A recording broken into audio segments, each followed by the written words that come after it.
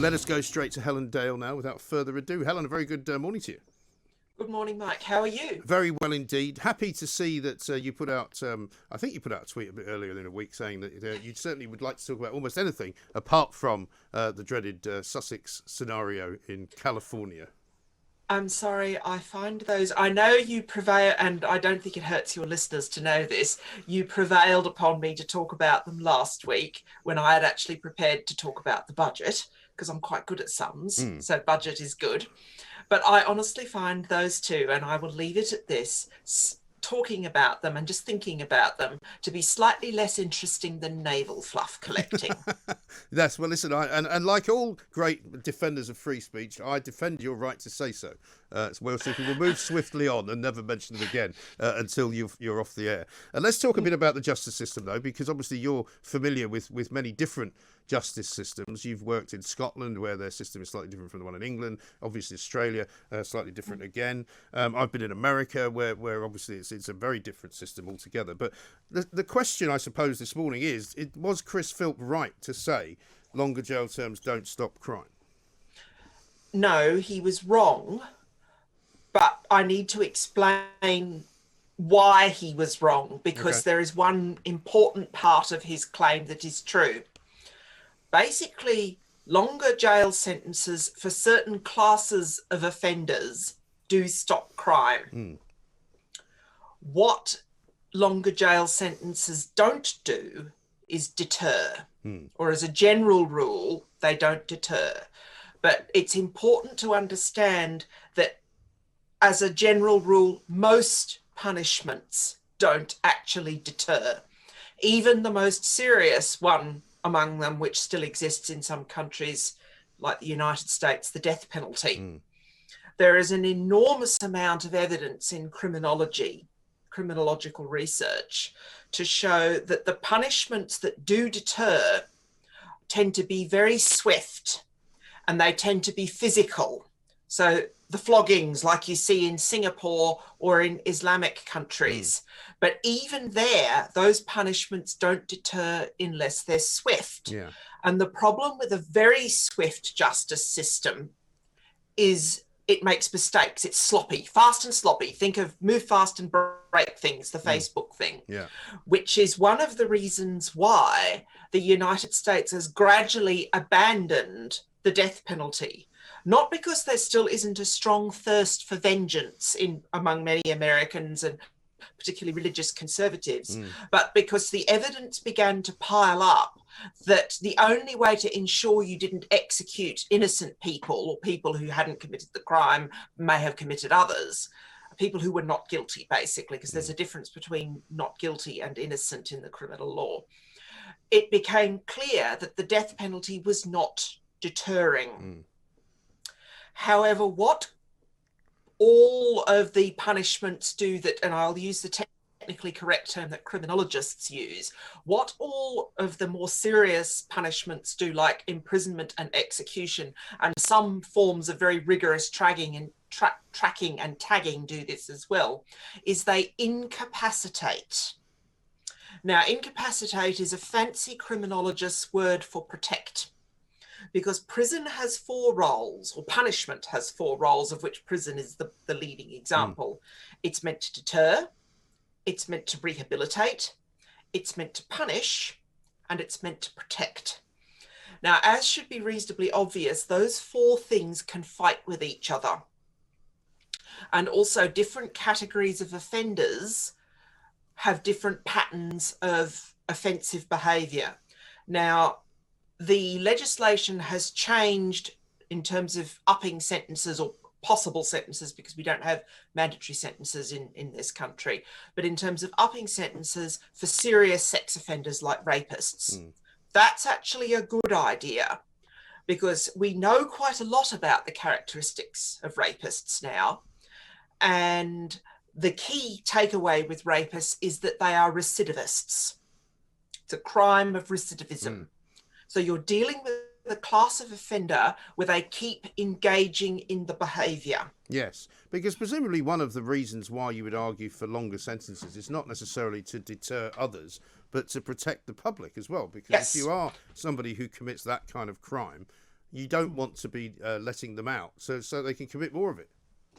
Yes, and the thing is, when you talk about recidivism and rape, when I went through the system, and I studied this at master's level at Oxford in 2009, so it's a few years ago.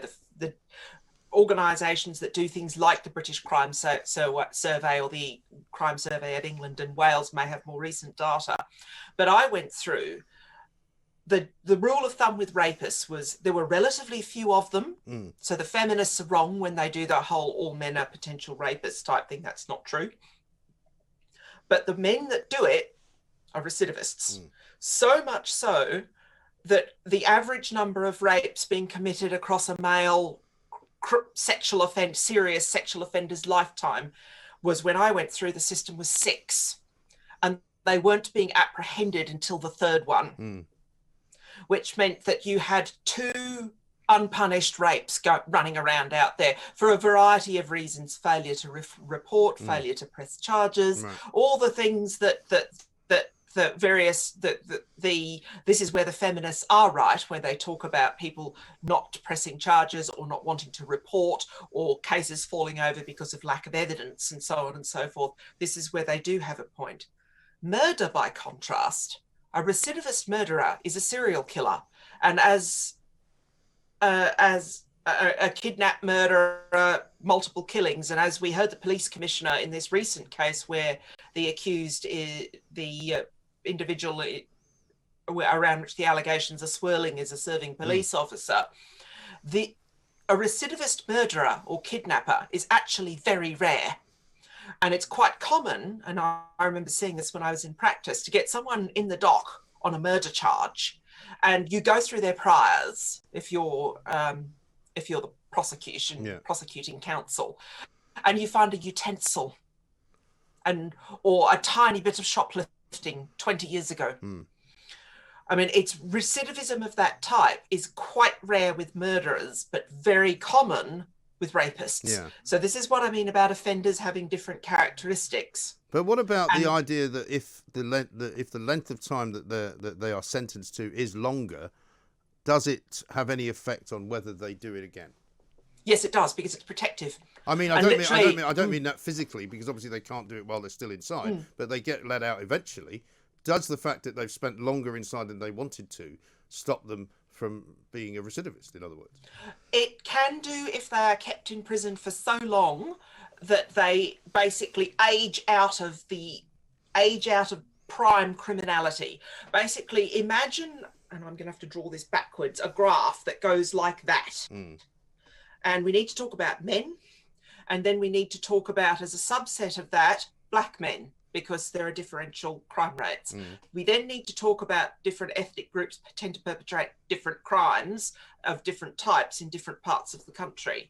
But the key thing that holds them together is that prime criminality is males between the ages of 15 and 25. And when you say criminality, does that include all criminality? Yes, all criminality. So everything from possession of drugs to violent crime? To rape and murder, yes. There are only 2 crimes typically, and this is not consistent, but there are only 2 crimes where female criminality typically or commonly exceeds male criminality. The first one is shoplifting.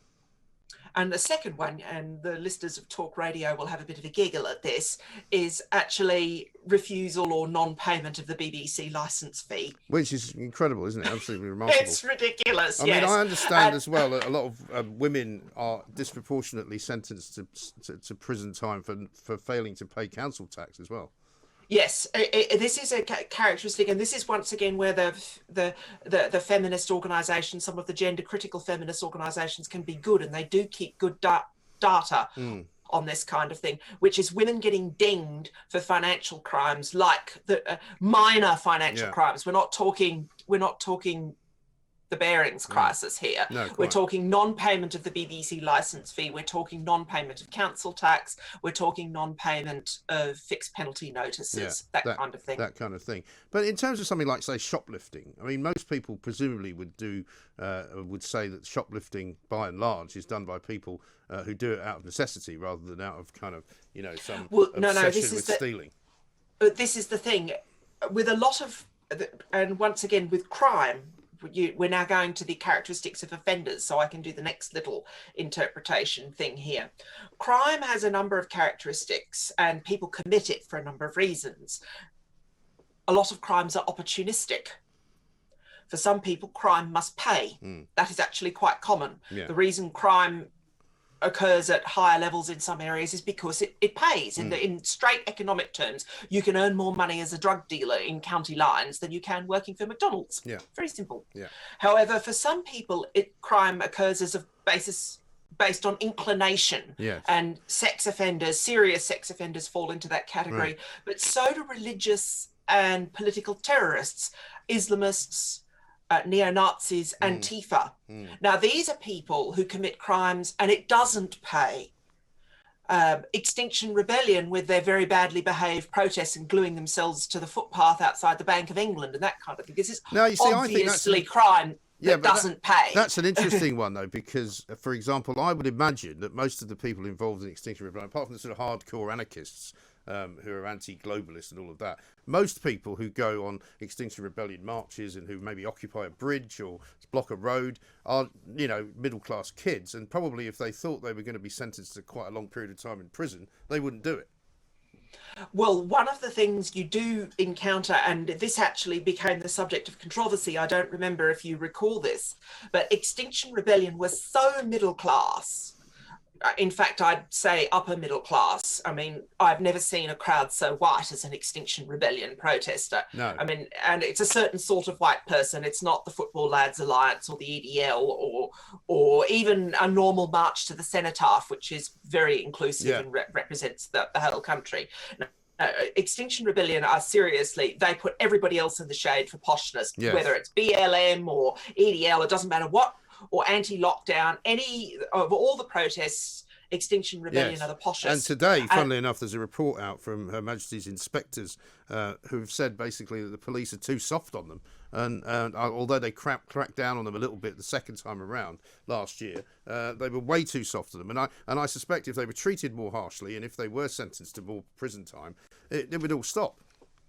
Well, I mean, what you find with middle class people, and Extinction Rebellion, and this was the subject of controversy, were caught giving very, very bad advice to people who were arrested, trying to say that all the prison guards were working class and oppressed as well and were on their side and so on and so forth, and just not understanding anything about the sort of advice you should give someone who's been arrested. And basically the Law Society and the Bar Council and all the relevant people just went, this is bonkers. You are talking complete nonsense. Because one of the things I encountered this in practice, is middle class people who've had no engagement with the police often don't know the most basic things to do when they are confronted by a police officer. And the joke that my pupil master used to make about middle class people was that they're the kind of person who the policeman comes and knocks on the door and wants to have a little chat, and they invite him in for a cup of tea and tell him everything, which of course is what you mustn't do. So I mean, Extinction Rebellion are a very distinctive sort of protest group, and yes, for many upper middle class people, just a visit from the police officer, partly because it's timely. So the comment that was made about the likelihood of being caught has a big deterrent effect, even if the crime is just talking to by the police officer. Being caught is of major importance for deterrence rather than the actual nature of the crime. It's more, or the nature of the punishment. It's being caught. Yeah. And just the talking to by a copper with middle class kids who've never engaged with the police before, who've never been moved on, who've never been had stop and search, which is a very different experience for working class people and black working class people in London. Yeah. Very different. Just the talk to. Oh yeah, that's it. They never do it again. And that's oh all you my have goodness, to do. I can't be an accountant or a solicitor or a doctor because of that. Well, exactly right. So, I mean, just to kind of to finish up, Helen, on the broader point of law and order, because don't forget, when this particular Conservative government was elected, it was elected on three kind of prongs. It was elected on getting Brexit done, on increasing the difficulty of people to come here from other countries without a proper legal immigration route, and thirdly, law and order. And people like, generally speaking, Conservative governments to be tough on crime, and as famously Tony Blair said, tough on the causes of crime, doesn't really play for them, because they want people locked up, and they want more people locked up, and they want more prisons built. So Chris Philp is doing, it would seem, his level best to make himself look less conservative. Well, he doesn't see, and the other problem with that, if the article was reported accurately, the one that you sent me, is that he doesn't understand how to disaggregate the data from criminologists. And I'm going to, just before I go, if you want the data disaggregated, this is the book to read. Yes, it's very long and fat, but it basically, Steven Pinker explains in the course of about a third of this book how to interpret and parse criminological data, what deters, what doesn't, what punishments work, what doesn't, how you prevent crime, how you approach recidivist prisoners. And unfortunately for the serious sex offenders, realistically, all you can do with them is very, very long sentences, because of the tendency to do it again when they're let out. Yes. Well, exactly right. And there has to be in the justice system, surely, not just a punishment aspect, but also a safety aspect, so that the people who are law-abiding citizens of the land can go out and do their business. Because without getting into the ins and outs of this current case, which is all over the front pages today, there's an awful lot of women who are currently, afraid because of the way things have happened. And the thing to remember is, Patel, the Home Secretary, has actually put a statement out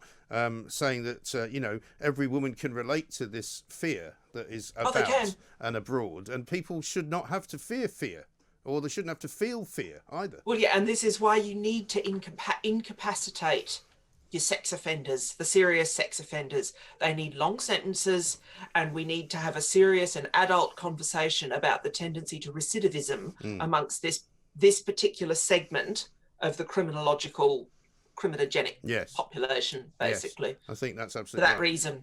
Good reason to stop it there, Helen. Thank you very much indeed, as ever. I think Chris Philp needs to have more in his head than thinking about whether or not a longer sentence is actually the way to go, because it's not just about how long you sentence people for, it's about how long you protect the rest of the community for. And the whole point of being a Conservative politician is that you should be in favour of protecting people, and you should be less concerned about the worthwhile facilities that you're putting people into, and how much of a punishment they're getting for their crime. Because clearly there are certain crimes, as Helen pointed out, which are very serious and which you don't want people to commit.